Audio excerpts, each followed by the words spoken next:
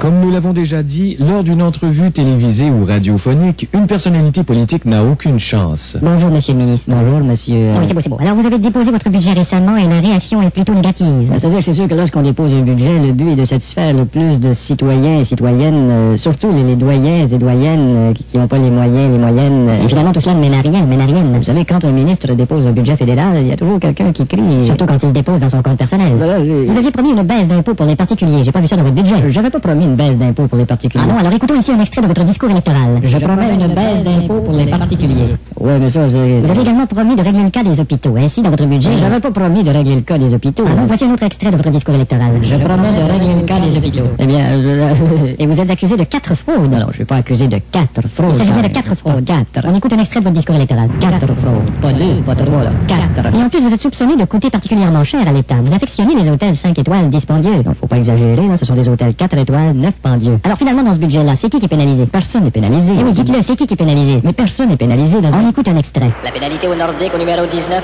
Joe Sekik.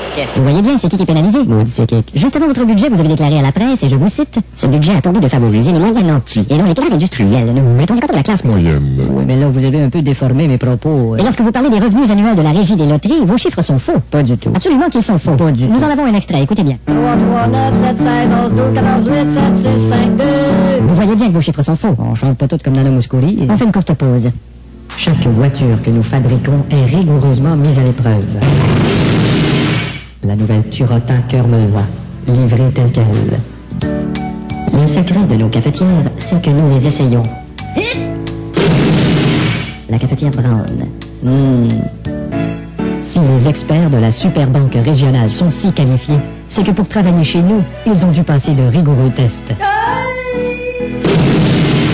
La Superbanque régionale. Alors nous sommes de retour, monsieur le ministre. Oui. Un journaliste a mis la main sur une facture selon laquelle vous avez nolisé un avion pour faire transporter vos affaires personnelles de Sept-Îles à Ottawa lors de votre entrée au pouvoir. Bon, alors Voilà une facture assez élevée à faire payer à l'État juste pour faire voyager vos affaires. Ben, c'est un voyage d'affaires. Et votre femme aussi coûte cher à l'État. Ben voyons. On sait que sa garde-robe est garnie de grands couturiers. Il n'y a pas de couturier dans sa garde-robe. Quand on vient travailler, des fois, il y a un laitier, mais pas d'autre chose que ça. Et le fameux cas de cet homme qui ne parvient pas à avoir de soins à l'hôpital, y avez-vous seulement songé? Bon, on a son cas sur le bureau. Vous n'avez pas songé. Alors on a son cas, on n'a pas songé, pas pour avoir toutes ces lettres en même temps. Vous détournez la question, monsieur le ministre.